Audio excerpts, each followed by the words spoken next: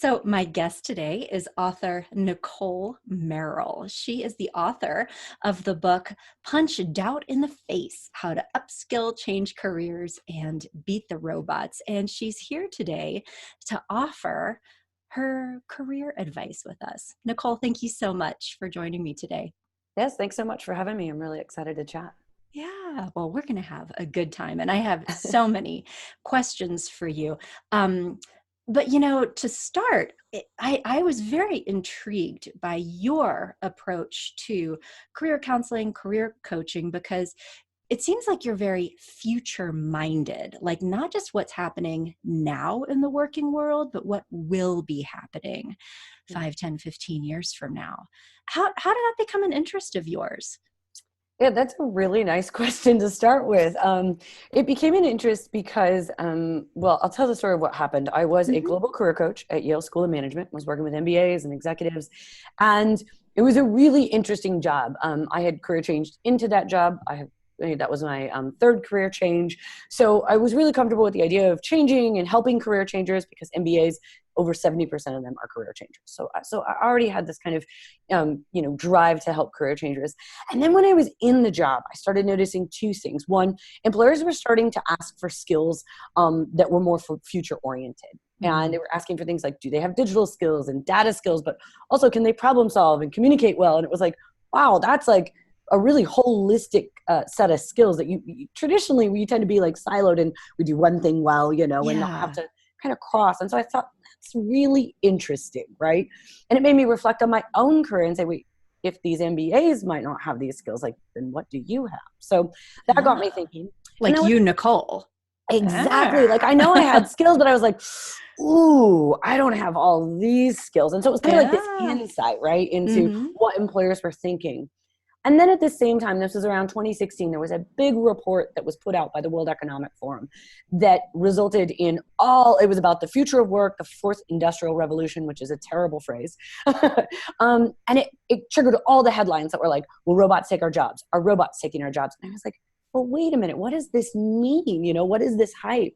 And so being a really curious person who wants to get beyond headlines and as a career coach at the time, I Mhm. was like, but what does this mean to people, right? We can write about it in headlines, but like, what does this mean to the average person who is reading this? And how do we help them adapt? Because it's coming, right? And so Yeah. that just led down a very, very long multi-year process of studying this and then translating it into actionable advice.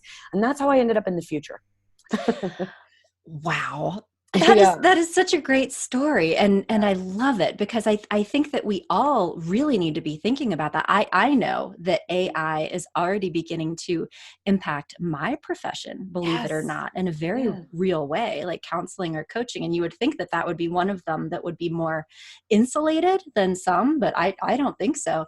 And also, I mean, personally, you mentioned as we were chatting a little bit before we Yeah. started recording, that you're a mom. I too am a mom. I have a son Yes. who's 11 and a half, Wow. and we are routinely having conversations around the kitchen table like, what is your working world going to look like? And I am a like full on card carrying nerd. I don't know if you've seen this, you probably have, but the PBS program Frontline did Yes. a documentary around AI that we watched together as a family, Oh, and good. it was just like, wow. I mean, just to think about like what is already happening in the world, like in China, and just thinking about my child, and like how do I as a parent also prepare my kid to be able to um, be offering a valuable service that he can be compensated for in a world, like 20 years from now. Yeah. And so I think that there are probably people listening to this who are they themselves thinking about, what do I do as a career? But also, like, you and I probably have a fair amount of anxiety for the future of their children. 100%. I think that's kind of yeah. And Yeah. what I like about what you said was that idea here that, it's not just about you, it's about the future of your Yeah. children. Cause I think as parents, we make this, I'm a new mom. So I'm 8 Oh, months in, brand new. oh my So goodness. Sleep much? yeah, I got lucky. I do have a kid that's sleeping. Oh, So, well, yeah. but it's almost like it advanced you into the futurist mindset. It's been really interesting Hmm. because all of a sudden I went from like thinking about myself a little bit to now it's like I see the world differently, and in part because I'm a parent. And so Yeah. I like what you said about, you recognize that even in coaching, you see some of Oh these yeah. changing. And for Mm-hmm. me, when I was at Yale, I remember there was this vendor who came to us and he said, you know what? I've got a tool that's going to review resumes better than anything you could ever do. It's going to be faster. It's going to be better. And I went, no, no way. Like, Mm-hmm. I'm a people person. I am a writer. Mm-hmm. I know language. Oh yeah. No way. And at the same time, I absolutely hate doing resume, which was terrible for being a career coach. But like, I was still defending my abilities. Yeah. And I remember when he demoed it, and that, sure enough, that software could do resumes and Uh-huh. offer better, quicker solutions than I could do for somebody. Now, and I was just blown away, and I was like, oh, this is what it's like when a machine comes to take your job. Now, right, Yeah. like there's Mm-hmm. more things to career coaching than just resumes, but it was a Of course. very interesting experience to be like, my people, relationship based Yeah. interactions, and here's a tool coming in. Because Mm-hmm. resume coaching is relationship and people still. We're still Mm-hmm. talking it out, learning about one another. Yeah. Um, so that was also had huge impact on me to sit there and go, okay, so here's how Yeah. it's changing, right? Little by Yeah. little. Yeah, no, same. I mean, and I think that there are different schools of thought around this, but it's very interesting because like even on the growingself.com website, like we have a little chat feature that's Yeah. there to provide information to Yes. people, like to direct them in different places on the website or help them get connected. But it's really interesting because it seems like a lot of people want to interact with that as like a little mini therapist, which is certainly not what it does. So But interesting. there are services cropping up around that are completely like they're advertised as therapy, but they're Yeah. being either run by a bot or by a human who is manualizing this thing. So it's like somebody says something and the bot says, how do you feel about that? And then it goes on and like, what are three things that you could do differently in this situation? And, you know, I think that that is can take one down a very scary path because I think that there are people who are, you know, have a sincere interest in really getting like help and assistance for major life problems, but to do this with a bot, they can pay $15 a month or whatever. Uh, but like you have to think about what is that boundary, and in terms Yeah. of that human experience, that I think that things are being sold as a replacement for like a human experience that cannot be commodified in that way. But it's Absolutely. it's frightening to think that people are sort of getting sucked into that. Yeah. And I mean, maybe on some levels very like, what are three things that you could do differently, or Right. what about keeping a gratitude journal, like that kind of thing is very standard issue advice, and some of Right. that can come out. But it's like, you know there's a weird ethical thing I think There happening very much too. is. And I Yeah, think one of the things I love about you when you talk about that is that it shows that you're curious about those tools, I right? Like am. that we Yeah, both have said there, I take the same approach on how you're feeling about these kind of bots. And it's right. like, well, yes and no, right? And Mm-hmm. so really I think, from starting from the beginning, if someone's not familiar with some of these tools and stuff like that, Yeah. that ability to be like, wait, what's going on? Right? Uh-huh. Like, tell me more about that and investigate the technology rather than being like, Right. no, that's messed up. I don't even want to look at it. Yeah, Right? Like, completely. it's that curiosity to kind of, even you don't Mm-hmm. have to agree with it, Mm-hmm. but being able to investigate it and say, how is it being used? Yeah. What's happening Yeah. here? And how can it be like of assistance in some ways Yeah. without ruining something else that Yeah. that shouldn't be conducted by a machine, like that relational piece. Yeah. Well, Yeah. How anyway, do you I integrate it in? this Right. podcast is Yeah. very quickly turning into being about me, and that is not why we're here. We're here to talk But about you. it's such a great, you bring up such good things here that really Oh, mirror how people should be thinking about this well, tech. So yeah. So let's go there. I mean, like, yeah. so when you're working with someone who is, I mean, younger or even older, and who is thinking about, how can I be of service to the world, right? Hmm. Because at the end of the day, that's why Yeah. any of us get Yeah. compensated, is that we're providing a service of value.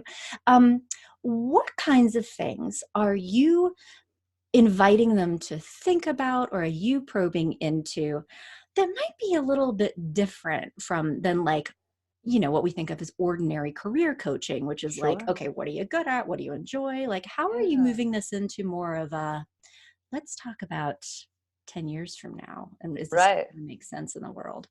Yeah. What do you do with that? So one of the things I start with is really kind of breaking down a traditional career ladder mindset. We Mm-hmm. were all raised, and this is, I speak to this cross generations here, because while I know there are very much differences in some of the experiences that different generations are experiencing in this change, Mm-hmm. um, I I want to break down, the idea of the career ladder mindset. We're no longer in the world where it's like you pick your thing and you go for life. And I think Yeah. we all know that, but Mm-hmm. we're still kind of repeating that, like, just find that one thing and you're set. And Oh, my goal is to take that pressure off of people, because yeah. that doesn't really reflect what's happening, both from the employer side, who are hiring and firing. Mm-hmm. Unfortunately, like, employer loyalty doesn't really exist as much as it Mm. did in previous generations. And that has some definite cons and some advantages, right? But if you're not taught how to adapt to that, then it can feel like you're just kind of lost. So it's like Yeah. giving permission to say, okay, it's okay to change. It's Mm-hmm. okay if you don't want to stick for one thing. And it's okay if you can't find the one thing for life. That's totally okay, because that's a lot of And pressure. oh my gosh, it's and So honestly, much that is pressure. like something that we really need to work out with people very intensely, is like Mm-hmm. releasing that idea, because people get extremely paralyzed around Yes. making the wrong decision if it's Yes. like the decision. And so you're saying, like, try Break it down. Yeah. Yeah, it. absolutely. That is 100% what I advocate for, is, to shift from, like, the static, this is what I do for life, Yeah. to a more flexible model of thinking Mm-hmm. about trying different things, experimenting, not only for your own benefit of being able to free yourself of that pressure, Yeah. but also because the workplace demands it now. They're looking for more interdisciplinary people that have skills that cross different functions, people that Mm-hmm. can adapt, right? So if you've done one thing for 15 years, adapting to something new is going to feel a lot harder because you haven't been Mm-hmm. practicing it. But, Yeah. so really my goal is to really dismantle the career ladder mindset. It's gone. I don't know if it will come back, but it's no longer here. And quite honestly, the career ladder never worked for everyone to begin with, right? And when you Um, say career ladder, you mean like yeah, starting entry start level and kind of and then working your we way just up go in an up. organization, and Exactly. then, To retirement. yeah, to retirement. And the Okay. only way to go is up. And Yeah. we know that's just not true. You could go diagonal. A Uh-huh. lot of people zigzag. Some people go lateral, and they're like, and they get something new, and they feel energized and they feel motivated, and they didn't have to go up, right? Yeah, and that's such a great point, because I think still, like, we can have that mindset that if unless you're going up, Right. it's bad. Like, there's Right. something wrong with it. And to be able to often, like, the every experience adds like another layer of learning about, like, yourself or work, or like some even soft skills, a life experience, Absolutely. that it's like all valuable and important. Absolutely. Yeah. Every job you take, Yeah. even the bad ones, Mm-hmm. are useful in learning, like, if what you don't like, because then you have a better sense of what you do like, and Yeah. you can say, I will never do that again. Like, Mhm. I worked in jobs where I had to work on budgets. I run my own business, so I have to still work on a budget, but I will never pick a job where that's my full-time job, right? I know that I don't like it. And Yeah. that's because I've been in jobs where I had to do that. And Yeah. you don't always know what you like. And quite honestly, this is to your point, the question before, our passions and interests change over a lifetime. They do. And you may like something at 20 that you no Mhm. longer like at 35, that you no longer like at 50, right? Like, Yeah. that's okay. And I think one of the things that I'm trying to change here is to the idea of passion. We're so focused on having passion in our work, and I think passion is important. Mhm. But you can also have impact and not have passion. You can Ooh. be curious about something and let your Mhm. curiosity drive you. So if a person is stuck because they can't find their passion, I recommend reframing and saying, what are you curious about?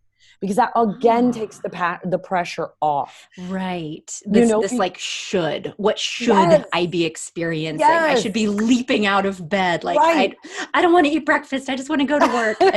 And you're saying, like, you don't actually have to Yeah, be you feeling can that way. have. Yeah. So I write about a couple experiences in my book where I was certainly raised on the idea of find your passion, find your passion, find your Yeah. passion. Mhm. Well, my passion was language and foreign languages and culture. And it's just real hard. It's taken Yeah. me 15 years to figure out what that actually looks like. And it's been Mhm. multiple trying different things to learn, and certainly Mm-hmm. having to take jobs that did not at all align with my passions because I Yeah. had to pay bills, Oh, right? yeah. Yeah.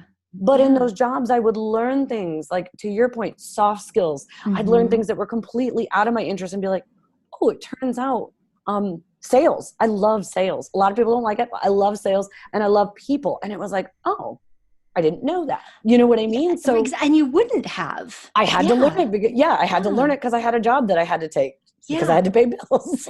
Well, and I think what you were saying just as you were talking, like a idea just also Yeah. came up that I think is really important for very, very creative people Mm-hmm. when it comes to passion and this myth that you should have a career or a job that's in alignment with your Mm-hmm. passion. Like another just, and I'm sure that you've also probably have people like this in your Yeah. life, but my husband is a very like creative artistic person. He's a photographer, and over his lifetime he has attempted, careers that have been based around that.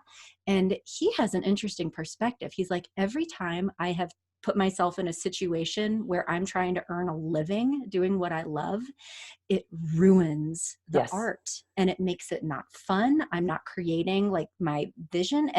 And so what he has over his lifetime is create, like, this is what I do for work. And it's almost like it protects the creative part Yes. of his like heart and soul to not Yeah. have to have that commoditized in some ways. and i Yeah. and i think that what you're saying was also a very liberating idea, that I don't have to have a job based around my passion. Yeah. It can be different. Yeah. Absolutely. And then you also run into this. I want to speak to this one because this one is, Mm-hmm. I hear a lot, especially as people get more further along in their career. Yeah. That's the idea of that sometimes you can just get burnt out or bored of your passion and Yeah. it can change. So I've had this happen twice. I had this Mm-hmm. happen with the dream job that I took. I wanted to be a study abroad advisor in a university. And I was like, that was my dream job forever because I loved language and Yay. travel and I had studied abroad and lived abroad. And Perfect. I did my grad school abroad. Like I loved it. And I got in there and I had amazing coworkers. I had an amazing boss. I got so bored. It is so much email. I didn't get to travel. It was so much email and so many meetings. And I was like, oh, I loved the people part, but the Mm-hmm. email and meetings it drained me. I was like, this Yeah. is not, and it was just interesting to see that happen. Mm-hmm. Later on, I was a luxury travel writer for a tour company. Amazing job. Mm-hmm. Same thing happened. I was writing, going back to what your husband experienced. Mm-hmm. Same thing. There are only so many ways you can write about a luxury hotel. Quite honestly, like they're beautiful. Opulent. But Yes. but Like right. the So same I'm words. using my creativity for, Right. just a smidge of all the possibilities out there because I'm Yeah. working for a company that had very strict Yeah. guidelines. Yes. Our clients were Four Seasons, so they have very Mm-hmm. strict brand guidelines. And so you could see where, like, when you're so limited in scope, the thing that you thought would give you all the creative freedom and you were passionate about really turns into much more of a, like, do this, Yeah. do that, no Mm-hmm. flexibility. And you don't know that until Completely. you're in it. Well, okay, so but now this is the $1 million question, because this Yeah. happens, we had even a young woman who worked here with us at Growing Self who had just finished a master's degree in counseling that took, 3 or 4 years and many tens of thousands of dollars and a lot of time and energy to be a counselor. And she was very good at what she did, very bright, very earnest, worked hard, but probably, 6, 9 months into it, she was like, I I I don't for her, I think it was like the responsibility of it. It felt like too much, and it was like keeping her up at night, and she was like worried about her clients, and she was just like, I can't do this. But here's that $1 million question. Yeah. In your experience, is there a way to um to the degree that it's possible, figure out if, like, what the experience will actually be like, to the degree that you can make some decisions in advance that, like, what, I think what it will actually be like is probably different than my hopes, and Yeah, so I probably wouldn't do it absolutely. without, like a Yeah. master's degree or moving to the other side of the world, or I mean, because to take some of the risk out of it. I don't know. Absolutely. No, I'm glad you asked that, because there are, and Mm-hmm. I think it depends on your personality. Some people Yeah. are just like, you know what, I'll get into it. But when it comes to making an investment, like a master's degree or Yeah. something like that, absolutely. In fact, I think we're actually seeing it more. People saying Mm-hmm. like, before you go get that master's degree, you should check Mm-hmm. in. And so I'll answer your question first, but the yes, and it's simple. It's talk to people. And I know that Mm-hmm. that sounds really simplistic, but here's why it matters, is because we read job descriptions and we tend to think, oh, we know what that is, right? Yeah. But Mm-hmm. job descriptions lie, right? And job titles lie. What? What? We know this. And so I think we know this as coaches. Wait, I mean that. Hold on. I mean, just like I'm having a moment here, Yeah. Nicolle. Like, okay, so lie implies to me like an intention to deceive. Do you think that Okay. people are Yeah. doing that in job descriptions, or do you No. think that the way that they're described is not like the entirety of it because they're Yes. trying to frame it in a favorable Yeah. way, or is there So like a no, like I don't a think they're doing it on purpose. okay, okay, So thanks for clarifying. Two things I can say. So think about everyone should think about their resume. What does mm-hmm. that represent? It doesn't represent the full life. Like, it's just this True. one document that's like, here are all the things I think you need to know about me, right? Yeah, yeah. It's the same thing with a job description, except job description is playing a little more telephone, right? So oftentimes it might Okay. not be the hiring manager that writes it. It could be the recruiter that writes it. It could be HR that writes it. I can tell you, when I got my job at Yale, I almost didn't apply because they had some things in the job description that I was like, well, actually they had something about finance and budgets in there about working on financial aid. And I was like, oh No, my God, please. no, no. If I have to do that in the job, absolutely not, because I Yeah. know what I like. Mm-hmm. And it turns out that was not part of the job at all. They had just left it in there and nobody had looked at it. Oh my. And they kept Mm-hmm. using it for a long time after I was there. So this is the thing. I've heard multiple stories from when I was coaching students about job descriptions not being accurate. So that's one part. The other part is that job descriptions aren't, they're static. And when you talk to somebody about their job, they bring it to life through stories, Mm-hmm. right? You get the context of the job. Yeah. And that's Yeah. what people need. We don't have enough of that. I think, one of the things, so I run a podcast where I talk to career changers and I ask them if they say something like, I remember I had someone on that said, I'm a digital product designer. And I was like, okay, wait, what's that? Right? Because we don't know what are these things. And so your job as someone who's maybe interested about doing this, doing a new job or starting a new career, is to go out and ask people. Mm-hmm. So, and that we don't ask the follow-up question. Well, what do you do? Well, I'm a underwater videographer. Cool. Right? Like, you got to ask more, that's where it right? stops, right? It Like, stops. what is your favorite Especially if part you don't about that? know. Yeah. So Mm-hmm. I use this example a lot. I do training on career changes and upskilling, but my other job, I have a part-time job where I'm an AI conversational designer. Really? Nobody knows what that is, but what I do, going back to your chatbots, I make chatbots better. I use my language and writing background and user experience to improve your experience on a chatbot. So it is a cutting edge job. Nobody really knows. I'm behind the scenes. Nobody knows what it is. But when I tell people, I have, kind of two types of people. They say, well, okay, cool. And then they don't follow up. And then the others are like, wait, tell me more about what does that mean? What does your day look like? And it's those follow-up questions that get these stories about jobs to unravel. And that's what you need to do. You need to collect stories about these jobs. It's an incredibly valuable tool in the exploration process, especially if you're going, I have no idea what to do. Mm-hmm. Right? Because it's Yeah. no risk. It's learning, it's building relationships with people. People love to talk about themselves.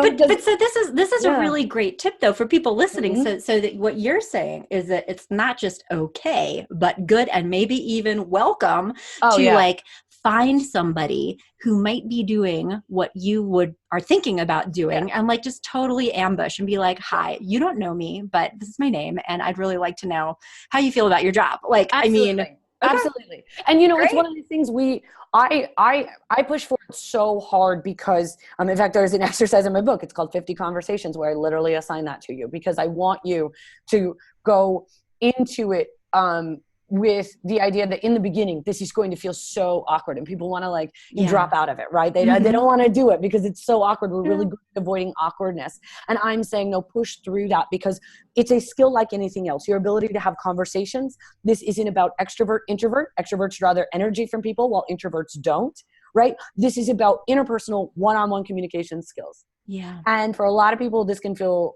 almost anxiety producing. And I want to acknowledge that. Mm-hmm.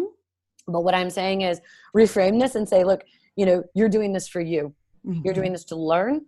You're doing this to maybe meet someone who might give you insights that you've never thought about before, right? And that's the benefit of it. And, not all 50 conversations are going to be good. They're not. Look, there's conversations out there that you're just like, what are we doing? Why are we doing this? That's okay. Even Yeah. then you learn, how do I navigate an awkward conversation? How do I exit an awkward conversation? So Mm-hmm. you're learning, and all these skills will be so valuable when you go into a new job Oh my goodness. and in the interview process. Because also, and I'm sure you know way more about this than I do, but what we are seeing lately in research around job success, job satisfaction, advancement, and also just like quality of life in many domains is related to emotional intelligence. And so Absolutely. we talk a lot about that in our practice, both for relationship stuff, but Yeah. also career.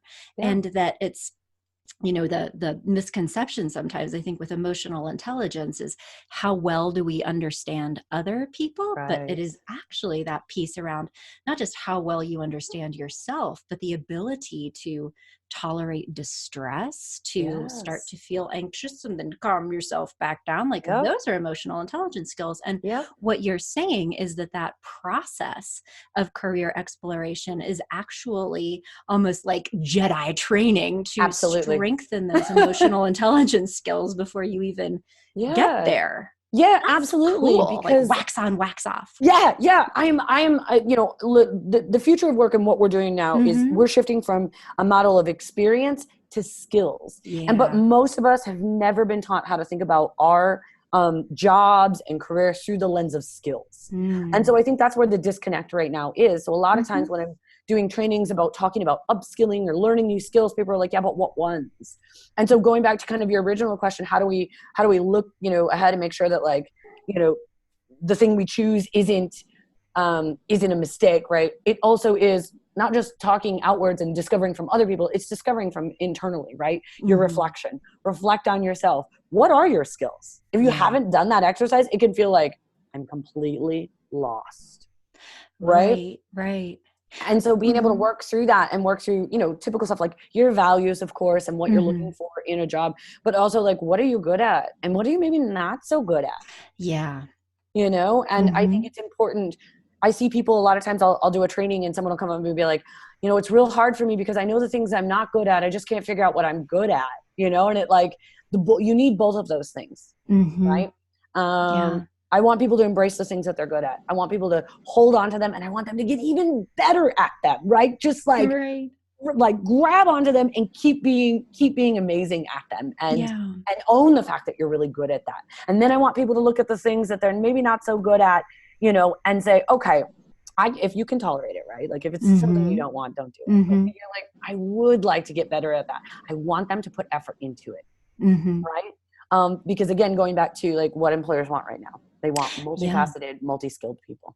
Yeah. Yes. Yeah. And as someone that hires, what I Mhm. always look for is um certainly the foundation of skills and like educational we know for Yeah, counselors, like you need yeah, of educational course. requirements and evidence-based practices. But it's really like the not just how people interact, because I think that looking for personality is really Mm. important and those Yeah, emotional intelligence skills, but how they think, not even what they think, but how they think, because yeah.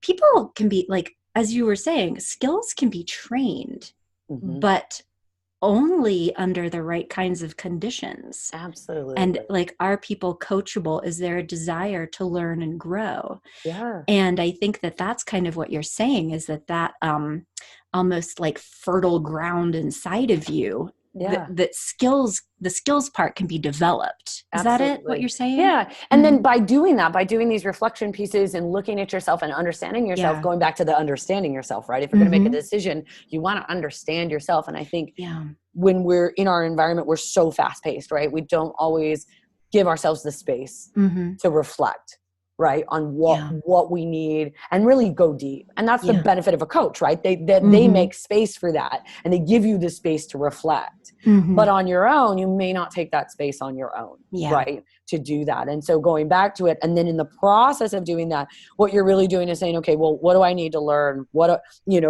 am I curious about? And those are the things that tend to come out, Yeah. in personalities, right? To your Mm-hmm. point, like when you're thinking about who should I hire, is this Mm-hmm. person coachable? Is there not? If this person has already gone through the process of changing, reflecting on themselves, learning new skills, like that person is going to be a person you want to hire, right? Like Yeah. assuming everything else lines up. Mm-hmm. Completely. Yeah. No, that's great advice. And again, people listening, I think, is that there's this exploration process. Um, and now, speaking of awkward conversations, if Yeah. I were to put you on the spot on Cool. behalf of people who are probably listening to this and thinking, or feeling, like that almost existential anxiety around, yes, but this is what I think I could be good at and what I want to do, but is this a safe enough choice Mm-hmm. given the way that the world is changing? I Mm-hmm. mean, I bet there are people listening right now, like, not me, of course, I'd just be asking for a friend, but like if you had to identify a not a specific list, but I mean, with the work that you've done around AI and where this golf cart is being Yeah. driven by this new Yeah. economy, I mean, if you were to look at sectors of the economy that you view as being more at risk of really being consumed by Mm-hmm. artificial intelligence versus the kinds of jobs or careers that will probably be safer, or at least safer for longer. If Mm-hmm. I were to put you on the spot to talk a little bit about that, Mm-hmm. what would you um, predict? Of course, and we're all Yeah. like guessing at Sure. this stage of Sure. the game, but Yeah, mhm, I would say, look, anything that you're going to do that's purely numbers is going yeah, to be at risk. So we see a lot of finance and accounting, mm, right now that mm-hmm, is falling into that space because what we're seeing are automation tools yeah, in the workplace that are changing these jobs. And I use this example in my talks, and it's in the book too. But Accenture is a global multinational consulting firm, and in mm-hmm, 2019 they publicized the fact that they had built a software that automated 40,000 jobs across procurement, marketing, and finance. really, Yeah. And so wow, not only that, they are selling that software to their clients. huh. And so that was really, I was actually towards the end of writing the book, and I put that in the book because I was like, okay, see, this is an example here because um, a lot of times with artificial intelligence, we tend to think about robots, right? We think about robots in Amazon, we think about cashierless checkout, Mm-hmm. and certainly in warehouses and in retail, we are seeing the kind of robot apocalypse starting to happen.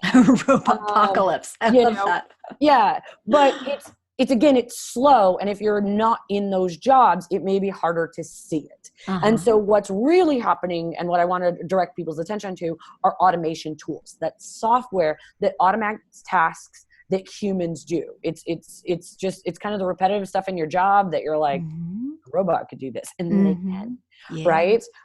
So for me, when I think about, predicting the future, I may work in the future, but I'm more of a near futurist because I'm really interested. So when people say, in 20 years, this is what's going to happen, I'm like, that great, but that's not helpful for now and the next 5 Yeah. to 10 years. So Yeah. when I'm talking about this now, I like to say, okay, finance, anything that's pure numbers, you're going to see a larger part of your job eaten away Mm-hmm. by software. And that's going to mean a couple of things. One, if you don't know how to use that software, you're at risk for not having a job in the future in that Mm-hmm. line of work. You may, Yeah. go in 5 years to apply for the job and find out you don't have the skills. The Mm-hmm. second thing is there'll be fewer of those jobs. I think a lot about MBAs right now because a lot of MBAs choose MBA paths to go into finance, and finance Mm-hmm. is being eaten up by software, right? Okay. So those are some of the ones. But then going back to our original conversation about Mm-hmm. you and I being in people jobs, Mm-hmm. like you see it starting to creep in. I just Yeah. noticed LinkedIn. It now writes, I wrote a post on this, but LinkedIn is writing summaries now. And I was like, Ah, interesting. very And I always think interesting. about writing because I'm a writer. And it's, Yeah, me too. Uh-huh. and again, there was no creative flair. There's no personality. It reads like your objective statement on a resume. Hmm. It's like experienced professional with experience in healthcare, blah, blah. You know what I mean? Like, it's a robot. Well, of course it's a robot, right? Like, Right. so going back to the But original, a perfectly adequate bio statement perfectly adequate is right. nonetheless. You are on Yes. exactly. So Mhm. then what's the implication? Now, people might think, well, that's just a tiny bit. Well, there's a lot of coaches that make, in their packages are, I will write a LinkedIn profile for you. Uh-huh. Well, if someone's like, well, it's already basically written and I can just copy and paste my resume into LinkedIn, that's again, adequate solution, then Yeah. maybe they won't choose that package. And so it's this exercise about, if you're looking ahead in your, going back to your original question, how do you predict, right? What I want people to do is maybe not think about it in terms of the job title, but think about it in terms of how is technology reshaping your job? Hmm. If you don't see it right now, look for it. Right. If you don't see it right now and you've looked for it and still don't see it, go ask a software engineer, Hmm. right? And then start following your industry trends, Hmm. right? Maybe subscribe to an industry newsletter because all industries are talking about AI. To give you context, I used to work in international education, so I still kind of follow the news in that Hmm. industry. I just saw AI being mentioned in my industry, and I was like, "No way! Like this is like such a, it's kind of a traditional industry, And here they Yeah. are talking about artificial intelligence. Wow. So no matter your industry, it's happening. So Hmm. get curious about it, Right. right? Don't run from it and think about, okay, in my job, if I see myself in the next 5 years, because again, this is not the next life, right? Or excuse me, the full lifetime, Yeah, the yeah. next five Hmm. years, Incremental steps. right? Hmm. What might happen? And it's that kind of exercise, Hmm. right? We don't have to predict for sure. We just have to be curious and do a thought exercise. Yeah. What might happen? Yeah, and that is great advice. Like, just what is are the little bubblings and rumblings around on the Yes. edges, maybe nascent things that are beginning to happen, Yeah. and based on that, think about, to get creative and think, where could this go, and Thank be you. thinking about it in those terms. Yes. Yeah, that's a I great love way to that think phrasing. about it, and could help, if you're feeling anxious about what robot proof career should I take, to Right. be able to just like get some reality based information to make Mhm. decisions. But also, and this is what we're actually talking to our son about, is Mhm. how can you participate in that, and Yep. be um, helping to create the new ideas and the new Yeah. technologies, Yeah. in a way to kind of stay at least with it. Yeah. So um, one of the ways that really works, going back to this idea of skills. So mhm. in the book, I talk about your power skills. These are the skills that are cross-functional, they're interdisciplinary, and that you should be targeting throughout your career. And Great. just kind of the high-level ones: communication, digital fluency, and data fluency. Hmm. Communication is, huge bucket of skills. Like just, oh my goodness, Yeah. I'm a communicator. My background's in communication, and it's like, everything from writing to public speaking to persuasion skills, right? It's such a big bucket, and yet it's so often overlooked. Going back to what you talked about emotional intelligence, right? About that ability to connect with people, your soft skills, that takes practice. You can't just watch a Hmm. video on that, right? You Yeah. can't just be like, okay, I know how to communicate now, right? And a lot of people are honestly not very good at it, right? Yeah. And we think because we talk and we write emails that we're good at it, or that we can do it, and it's like, no, it's not that simple. So that's one big bucket you can work on. And actually, I just taught, I teach technical teams how to collaborate and build conversational inquiry Oh, skills. Yeah. And I good. just taught a session the other day, and I was like, Yeah. here's how the foundation for collaboration is conversation. Here's how to do it. Wonderful. Hmm. So you can work on these skills if that's an area you're not into. You see you have, maybe you need work. The Hmm. other areas, digital fluency. That's about being able to be inquisitive about software, understand um, understand programming languages. I don't mean Hmm. become a coder. Sure, Yeah. learning to code is important, but understand the context in which these languages are being used. Yes. And that can Mm-hmm. seem like, whoa, that's so far away. I don't know anything about that. But to give you an idea, Harvard has a really popular course online that they put online. It's their CS50, and it's every week they go through a different coding language and talk about Wow. it. And Huh. so if you're a It, manager, oh, mhm. go ahead. Oh, Go ahead. is that available to the public? Absolutely, yeah. I'll send it to CS50? you. Okay, Yeah, yeah, no, that's wonderful. But and anybody yeah, can take it and you can just mhm. watch it. I watched it on maternity leave because I was like I was like, well, I'm bored. I'm at home. Like, maybe I can learn something. I don't know. I was super tired. I don't know what I was thinking, but again, I still was like, this is an opportunity for me to learn about something. I don't Yeah. have to know how to code. And currently I am learning it, but it's slow, right? It's very slow. But I think it's giving into that curiosity about these things. So digital fluency, it's understanding the software in your organization, how it works, the impact on its user, what is it being used for? Right? These are all very curious questions. And so Mhm. that's what we talk about. Digital fluency is your ability to work with software and understand it, right? Mhm. Data fluency is the ability to understand data, so more of your analytical side, right? Being able to work with data. And honestly, we do this a lot. If you run social media accounts, you're working with data, Yeah. right? If you run an email marketing or work on email, you're working with data. Mhm. And so it's being able to understand how data influences decision making in the organization, or Mhm. using it to make your case for something, tell Yeah. stories around it.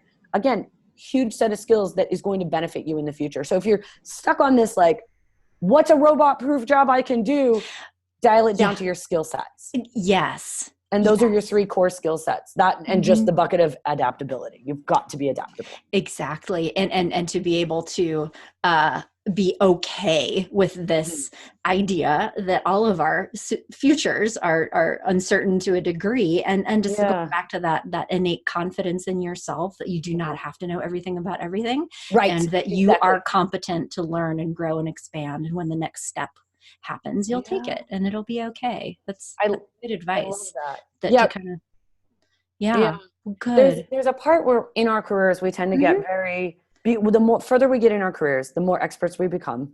And Mm, then the idea of starting over or appearing like you don't know something is very uncomfortable. And when you're mm. learning something new, you don't know anything. You feel so dumb. And yet it's Oh, just because you're being exposed to something that you never learned before. It's so yeah. normal, and so Hmm. let that, be okay with that uncomfortableness, Yeah. right? Because that's part of learning, and then focus on the joy of learning, right? Yes. The fact that Yeah. you get to dive into something and explore something new and share that Yeah. newness with other people who are also learning. Like, there's so much joy in that. There is, and just like there, that's just even talking to you about this, like that's Yeah. where that energy comes from, Yes. and like people are craving passion and feeling energized, and Yes. it often is from that newness. And you're right. I think that once people get to a certain place in their career, they sort of feel like about being the noob again. But what was Yes. popping into my mind for years, my son, we put him in karate for a long Hmm. time, and the sensei of the dojo was a older Japanese man who was probably pushing 70, and he was like a 12th degree black belt. I mean, he had been doing this for like, 60 years or something, and he wore his black belt that was the original black belt. And what was so interesting is that it was so old and so worn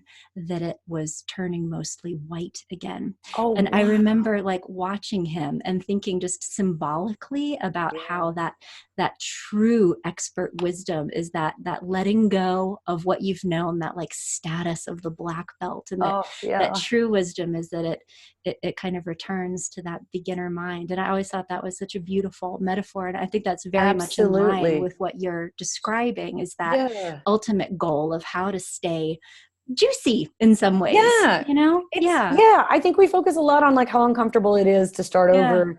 And, I want to remind people we're not always starting over, right? The Mm-hmm. things that you learned before that you're an expert in, they don't go away, Yeah. right? And in fact, once you learn this other thing, you build on them together. And honestly, that ability to see across disciplines and bring new Mm-hmm. ideas in, that's what employers want. Yeah. That's where new ideas come from, right? When you're jumping from one industry or one function into another one, you've got that different lens that you're looking Mm-hmm. through things through. And so in the beginning, it can be really hard. Mm. But then you start to grow and you get more experience in this Mm-hmm. area. And then you start to see where your other skills will merge and then make this like super set of skills Super and skills. experience. Yeah. And quite honestly, I'm doing it now because I have to I'm learning data analysis with Python. And so I'm learning how to code. And my Wow. God, it's the slowest thing ever, but that's okay. Like I can't, get into a boot camp and work, for 3 months, take work off and not see Mm-hmm. my kid, right? Like Of I can't do course. that I right now. know. So Mm-hmm. I have to accept that learning is slow and that it's a very different way of learning than what I've experienced in the past. And you know what? I'll just trust that I'll get there and enjoy, get Oh, through the journey and take what I, can from it, the excitement. that's wonderful. Yeah.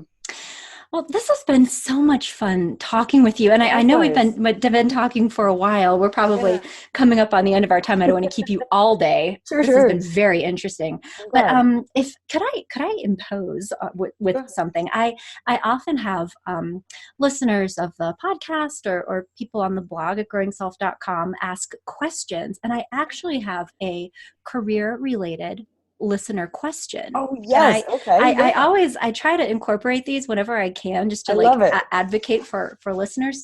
Yeah. So this person writes, and I'll kind of summarize to shorten it a little bit because it's a lot of detail. But she says, I've been feeling really stuck. Mm-hmm. Recently landed a job in a field that I really thought I wanted and Mm-hmm. that I would be passionate about.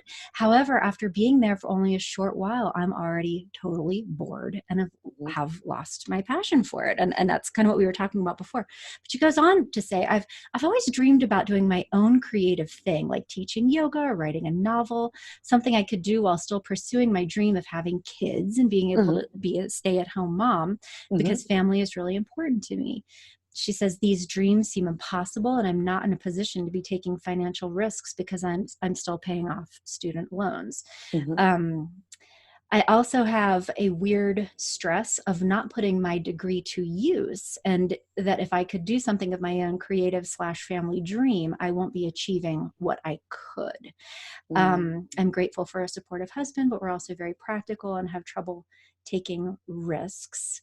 Last detail, I also came from a very low income family growing up, and the thought of not having the highest pay I can achieve or my own source of income scares me. So any advice on how to work past this and pursue dreams that seem so far away? And Mm-hmm. so I don't know what you're hearing here, but I think that Lots. big takeaway. Well, yeah, I mean that she's Yeah. clearly put a lot into a degree that now I'm assuming, and she didn't say this, but it sounds like that she has currently got the job using the degree Mm-hmm. in the field. And now she's Mm-hmm. like, I don't know, and is thinking more Yeah. about these other things. So, Yeah. um, what not of course that this could be a one-on-one career coaching. I mean, we Sure, don't have sure. the opportunity to Yeah. ask her these questions Yeah. like, But but there's a lot there. yeah, like going back to what we were talking about, Yeah. what would your thoughts or So advice for her be? one, I'd say that a lot of times when people are stuck, they think they're Mm-hmm. all alone. You're not all alone. I Yeah. just want to tell you that. Like, I think it's really important that we acknowledge that this happens so often. And the problem is we don't talk about it. We tend to always see the success stories. I mean, you log on to Instagram and it's like everyone's hustling and killing it. And I so it can know. feel really even more like people are alone. Yeah. I used to have MBAs that would come back to me after investing, over 100 grand in an elite degree, come back and say, I've made a huge mistake. I Oh, cannot do this job any longer. makes my And stomach so, hurt. yeah. And so like, I understand like that is very much real. And it's common to lose passion for a job. And so again, you're not alone. In order to kind of do the things I was hearing in there, like you're thinking ahead, you're thinking about, how you want to do more of a creative thing, and you want to give yourself space. And Mm-hmm. so what I like about that is that one, you're not saying I want to quit right now and start, because if you're going to do your own creative thing, if you're going to do your own thing to begin with, and regardless if it's creative, you have to, it takes time to build it up. You're going to, I'm in all of these Facebook groups for people that have started their own business for whatever reason. And it's always in the beginning about, well, you see people say, well, I just quit my job, started, and I have no clients. right? And so they're really stressed about it. And so Mm-hmm. it's going to take you, between 1 to 2 years to really build up a solid client base and stuff like that. So my recommendation for you is to channel that frustration and that stuckness into that side project, building that up now where you can start small. Right. Mm-hmm. And I'm going to assume here, because I can't ask questions, that you have the flexibility to do this, Yeah. that you said you had a supportive partner, which is great. It sounds like you don't have kids yet. That does give you some time. There are an unbelievably large amount of resources out there for you online, Mm-hmm. communities. This is what I love about, we talk about the chaos of our new world of work, but the plus side is we have so many learning communities, so many communities of people that will teach you free resources. I would start looking up, what is it like to start your own thing? If you want to do a yoga practice, you want to do a creative practice, what does that actually look like? Mm-hmm. And then getting clarity. What does it look like to start? How much money will you have to spend? How much savings should you, expect to have in your bank account before you actually make the jump? And what that can do is can give you a sense of financial safety, right? Because right now, if you don't know any of this, then it can feel like, oh my God, this is so far away. But if you find out, hey, it's going to cost you $500 a month to run your business, it's going to, you should have these, I'm making up these numbers, but Yeah. $10,000 in savings, I think that's going to get you further in kind of accomplishing this goal. And you also have to figure out what your safety net is like. Yeah. If you come from, I've also come from, a background where my parents didn't have money and it was stressful, and there's stresses around finance. And so even now, having been in a position where I've made far more money than, my parents had made, it still comes up. Like, I want to hold on to all my money because I'm so scared, Yeah. And so you have to figure out what your level of comfort is with your finances before you make this jump. And the benefit of being in a stuck job, what I call the mediocre jobs, right? Yeah.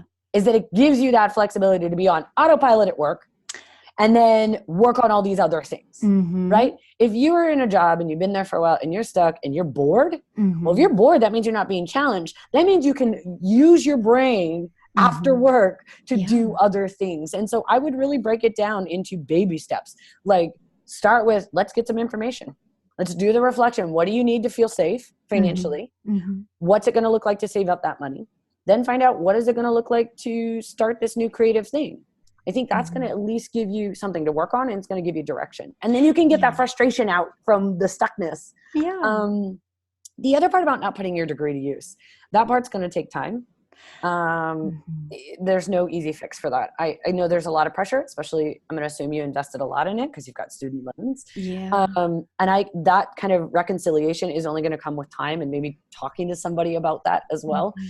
Because that's very deeply tied to your own upbringing and finances and family requirements and pressures. So that's not something I could speak to, other than to say, again, you're not alone in that. And once you've done the work of figuring out what your next path is, like, your degree probably taught you some of these skills, right? It taught you how to figure these things out. So you are putting it to use. It just may not be, I majored in, let's say, economics. Oh, that's a terrible one if you're going to start your business. Let's say I majored in French literature.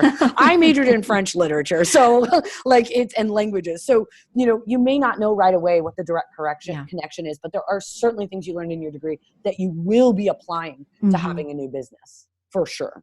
That is such a wonderful reframe, is to, like, if that shifting away from that guilt around, like, oh my gosh, I invested so much, and into, like, it's still very valuable that you are now able to do things and communicate in such a way and figure things out and write. I mean, all of this stuff that you probably wouldn't have been able to do had you not done that. Absolutely. And I also adore the wonderful reframe that you gave her before around that BS job or whatever can be such a blessing. Because it provides this, like, foundation of stability for you to run your life and save money while you are starting to build something else. And that's a good thing. Yeah, it's absolutely good. There's value in, I call them the mediocre jobs. The book starts with a story about my mediocre jobs that I had and what came out of them. And it does give you the space to reflect. Because if you're running, crazy in your job and you're stressed all the time, you're not going to have the space afterwards, to really dive into this. So take advantage of it, I'd say. Yeah. That is wonderful advice. Thank you for offering Yeah, such generous absolutely. advice Thank you for for this the listener. story. No, it's good. And you know what? The only other thing that I would add to this from more of like the family therapist Yeah, yeah. perspective is and I don't know how old this person is, but I do sometimes work with women or with families who really want to be parents and have Hmm. children, and that's like, you know, the dream of their life. Hmm. But they have like all of these things in their head, like I have to do all this stuff Yeah, yeah. before I can begin that journey to parenthood. And I tell you, and this is as a, you know, getting to be older woman here now, there's a lot of time and energy after those super Yeah, intensive childbearing years. You know what I mean? Like there, yeah. yes, when your kids are 8 months old or 3 years old, it's yes, it's harder to, you can only do so much. But like, you know, once they get in school, it is so much easier. And I would so hate for anyone to put off that piece of life Hmm. based on a career, Hmm. because you're going to have a lot of time and energy for a career. Yeah, And the, you know, there's only so much time in life yeah. where you can at least biological children. I mean, there's a lot of Right. ways to be parents, but Yeah. but I worry about younger people when I see them sacrificing their personal lives for a career, because Yeah. that can get dicey. It Yeah. does. I also Hmm. think too, you could, again, going back to like reaching out to people, talk to, Yeah. there are stay-at-home moms that are running businesses. Like Yes. from there, like there are groups of them. There's Facebook groups, there's meetups for them. They are badasses. And like, get to know them, because I think one of the things we tend to think is like, because we've only been exposed to like, this or that, we tend to forget like there's Yeah. other different ways of Right. doing things. And so like, if Hmm. you want to like run your own creative business or do your, thing on the side while you're a mom, Hmm. find those women who are doing it, learn from them. My Yeah. goodness, some of them will just tell you, some of them have online courses, some of them are just Facebook groups. Like, get in it and just go after it and start studying them like you'd study for a degree. Right? Like, Yeah. Yeah. and then you'll have a model, so that way you're prepared and you'll feel like you're working towards that, even if you don't have a kid right now or you're waiting for Hmm. some things to line up financially. Oh, what wonderful advice. Yeah, this Thank has been you. great. Yeah, no, this is wonderful. What a great conversation. I really Yeah, appreciate, I really enjoyed talking with you today, and I'm so likewise, glad we likewise. did this. Um, so you guys, my guest has been Nicolle Merrill, and the book is called Punch Doubt in the Face: How to Upskill, Change Careers, and Beat the Robots. Nicolle, if people wanted to learn more about you and what Yeah. you do, where would they find you? They can find me at my website. It's called, Mm-hmm. it's Nicolle Merrill, but I have a funny spelling. So it's Nicolle, NICOLLEMERRILL.com. My mom had a lot of doubles in my name, so it's If been you're just interesting add for double marketing. extra letters, you'll Yeah, find just her. add some extra letters. You're fine. You can learn about me there, Hmm. and everything that I do. So yeah. Okay, good. Are you on social media? Are you on I Instagram? am. You can find Instagram is actually my podcast, 50 Conversations. So it's the number 50 with conversations. So you can reach me there. I got some really fun projects coming up soon. And I always post advice from career changers. So it's Oh, actually just a feed of, honestly, the motivational stuff that they say that help others. Because I okay. Well, really I'm want to going to be normalize. following you today. Yeah. Okay. I want to normalize career changes and give people something to see, like all the people are doing it. So yeah, you can reach me Wonderful. there. Well, thank you again. Thank you. I really enjoyed our conversation.